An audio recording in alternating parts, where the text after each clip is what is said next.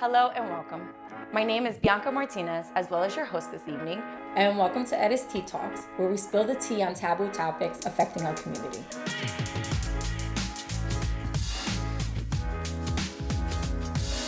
Okay, so first, let's start off with defining intergenerational trauma through the lens of trauma.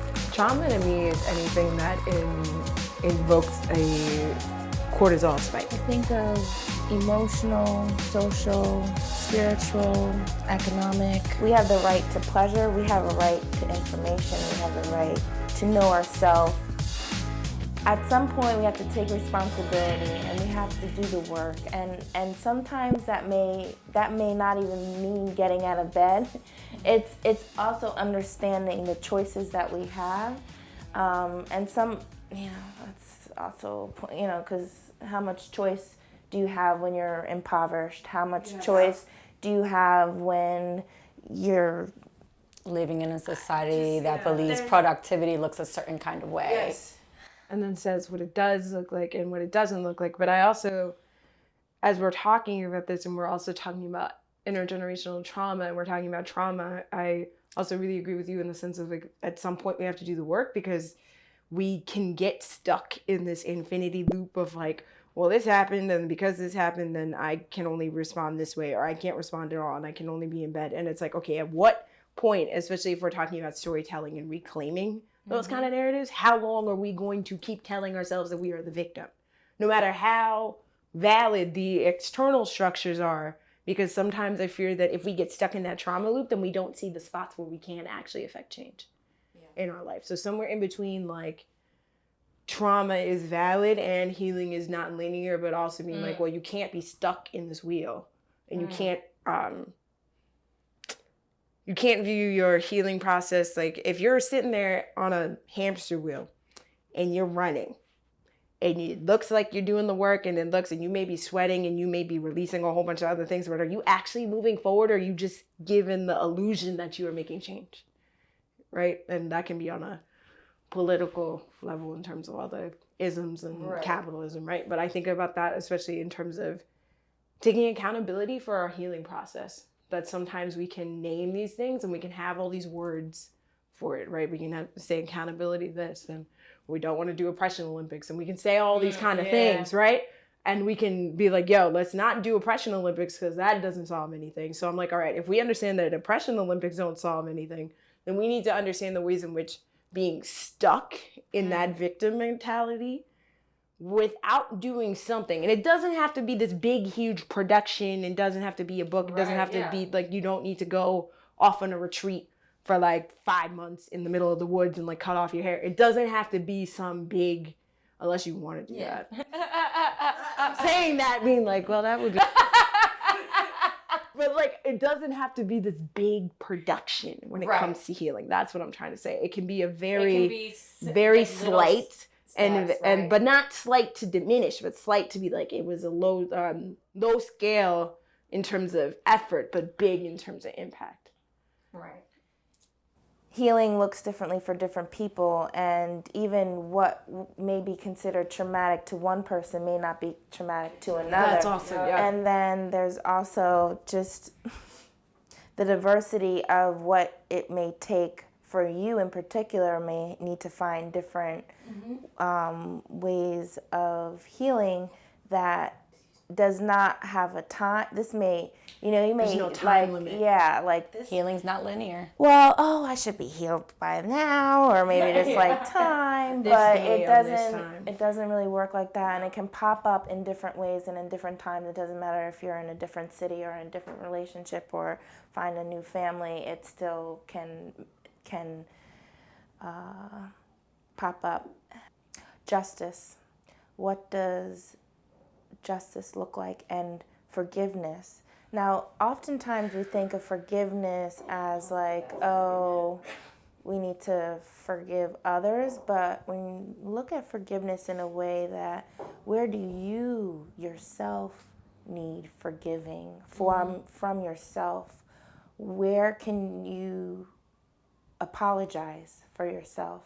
And I think it goes hand in hand with, I'm sorry for reacting like that. I didn't in hindsight, when we raise our level of consciousness, when we can think critically and look back, oh, I would have done something different.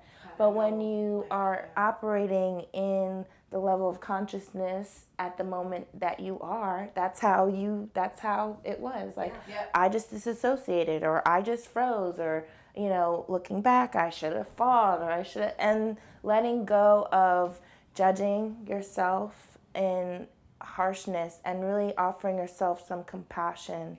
And non-judgment, compassion, some self-love. And we have to start being really aware of the power that we have in the words and the conversations that we have, and what we're actually saying, and be aware of how we self-sabotage and are very hypercritical and inflict violence on ourselves. As in, looking in the mirror, what are you saying? Are you saying loving things? Are you using affirmations to decolonize and reprogram and unlearn the external capitalistic, cis, heteropatriarchal, racist, colorist, ableist, classist, like all these things that are, when we're told a lie over and over, and then people are, and it manifests in our language, and then we start to believe it, and then it shows up in our body in a way. We have to do radical self-care. We have to take care of ourselves so that we can heal ourselves, so that we can do the work needed to be the revolution that is required for liberation to move forward and to deal with a whole lot of stuff that has never been dealt with. But to find the strength and know your even limitations. You have to know yourself so you can work with, what you can do in the body that you were given, in the constraints. And I think it's also important shifting our awareness. We have been conditioned for the scarcity model, and as opposed to being in an abundant paradigm, thinking in abundance, and really allowing our creativity to understand ourselves, and what brings us joy and pleasure, and what we find erotic, and what is your euphoric threshold. Sometimes we know the opposite. Right. And then sometimes is it half full, half empty?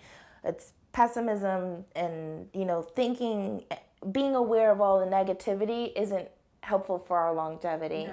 And so, like, sometimes we have to balance that. So just thinking about things that we are grateful for, and thinking about things that we're thankful for and appreciative of, and holding that, giving space to that. We can also vent and talk about the atrocities and the violence and the deaths and the trigger warning things, and work with the multiple complexities that are available within our innerverse, our inner universe, and also being aware that there's probably other perspectives available that we have not been exposed to, that we can also give attention to.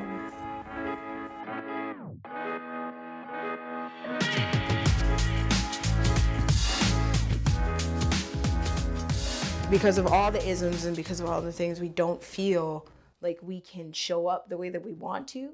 So then sometimes that means we don't show up at all, and that usually means we don't show up for ourselves and we don't name our needs. But then that also can be, okay, when we do figure out what it is for us to show up for ourselves, and we can find a way to say it in whatever kind of language that we have that says, okay, well, maybe I just need to go for more walks, or maybe that means that I just need to do some art therapy in the house, or maybe that means that I need to take more baths. Like everybody's talking more about like herbal medicine and like all these other kind of things, and like just especially because we're so disconnected from the land. I really think that that's why like there's a resurgence, if you will, the same way. And that's also happening in companionship with different faith practices and different ways of decolonial religions and the ways in which we think about movement. And I'm going to keep using dancing references because it reminds me of music, because then we understand it across culture and it's a universal language. And like those same cats that taught my dad how to salsa taught me how to salsa. So then when I did show up to the Afro Latinx party and was like singing along to Celia Cruz, people were like, but wait, why do you know Celia? And I was like, why wouldn't I know Celia? She's amazing. Like, she's fantastic. But then also the different spiritual practice and the different religious practice, once I knew what they were saying, I was like, did she just say, and I'll be like out and like, da, da, da, da, da, and then like I hear Yamaya and I'm like, switch, like, okay, I need to be a certain way right now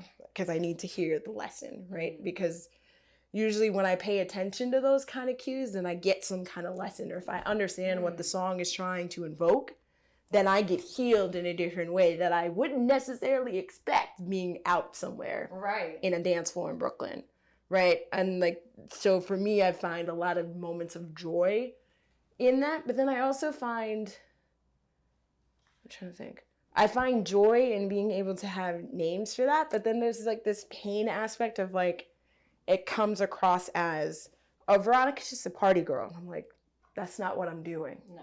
If you're paying attention, you'll see what I'm doing, or you'll see how I'm showing up. Like, is my hair out or is it wrapped? Am I in bright colors or am I in darks? Because if I'm in bright colors, that implies whatever you got going on, I'm going to bounce it right back to you because I'm not trying to deal with it. If I'm in black, that means I'm in a really like spiritually secure place. But if I'm wrapped, forget it, because that means I'm like, I'm going to keep my antennas underneath here and mind my business, because there's a lot going on and a lot of people carrying a lot of traumas and a lot of people carrying intergenerational traumas, and it'll pop out in how they act or how they don't act. They'll disassociate and allow for certain things to continue, as opposed to naming their needs enough to be able to still find moments of joy amongst the pain or the flashback, if you will, if we're going to use mental health language around PTSD. Because a lot of us are carrying PTSD from being how we are in this moment of time and understanding the ways in which like how things could be different and like thinking towards a liberatory future. But then also we're carrying a lot of trauma that's like not just, so we're talking a lot about intergenerational trauma, but I also want to name that there's like generation, like our trauma that we're experiencing right now while trying to deal with all the other people's stuff. And then it's like, which one do you deal with first? Do you start with yourself and then look back? Or do you look back and then look forward? Or can you be somewhere in the continuum of looking at all the things all at once?